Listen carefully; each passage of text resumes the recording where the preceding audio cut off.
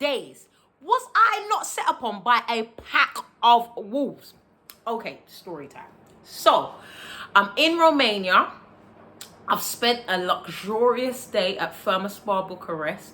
If you've not been, you need to go. It's an absolute oasis of bliss. I'm in my boat cab and I'm on my way back to my hotel. And I spy McDonald's. So I'm feeling a bit peckish and say to my cab driver, can I jump out, get a food and get back in? He's like, he can't stop because he's got to go and get someone. So I've said to him, how far are we from my hotel? He says 4 kilometers. I'm thinking he says 4 minutes. That's what's computing in my mind. So I'm like, oh, I'm not far. So I'm like, okay, say our farewells. They got chicken wings on the menu. I got my food. I'm feeling nice. I'm like, I'm going to be able to finish it off when I get to my hotel. I'm not far. So I'm eating my chips and I'm walking. And I'm like, why is it taking me so long to get back to my hotel?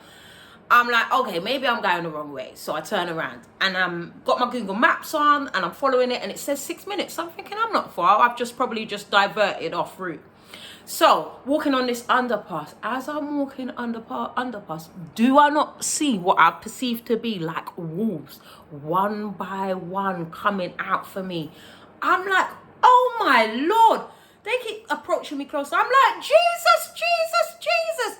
It cannot end like this. Like, I see all these images of people getting mauled to death.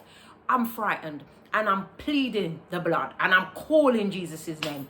I run into ongoing traffic. I'm like, help me, please. The wolves are coming. The police stop and they're like, trying to make sense of what I'm saying. And I'm like, oh my gosh, the wolves, they're going to eat me. Oh no, I'm not from here. Please help. They like go to the side of the road. I'm like, are they not going to save me and let me get in the car? Anyway, get to the side of the road. They let me in. They dropped me off at my hotel. They were such nice officers. Their picture is the one on my thumbnail. Anyway, I say all of that to say, how many times have we left a place of safety to seek what we deem in that moment is instant gratification? You know, I'm in a safe place. I'm in my cab. I've got no business whatsoever in a foreign country, traveling by myself at midnight, much less getting out of my cab and going to look for food and then saying I'm going to walk home or walk to my hotel. That's a nonsense. In retrospect, it makes no sense whatever. The Bible tells us that we should be sober and vigilant, for the enemy is seeking to see who he can devour and he's roaring like a lion. And that's how it felt in that moment. Like, these wolves are out here, or these dogs are out here looking for me, seeking to see who they can devour. And I, in my foolishness, are being led by my flesh and my earthly desires to satisfy my stomach.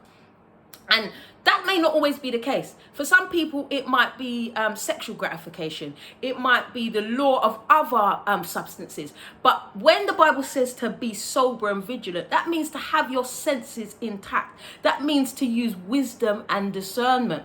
Thank God, he is an ever-present help in times of trouble. Just like Psalms 46:1 said. So as I had called out the name Jesus, Jesus, Jesus, poof, my help appeared instantaneously. And it's a bit like in the book of Chronicles, 2 Chronicles, chapter 20, verse 12, where they're getting ready for war. And they're like, oh my God, Lord, these enemies are surrounding us on all sides.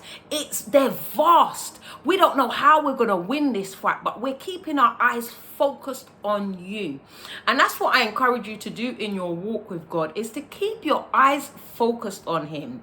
And when you are, especially when you're dealing with your decision making, I really caution you to take time to apply wisdom, to ask and seek good counsel before you make your decisions. Okay? God bless you.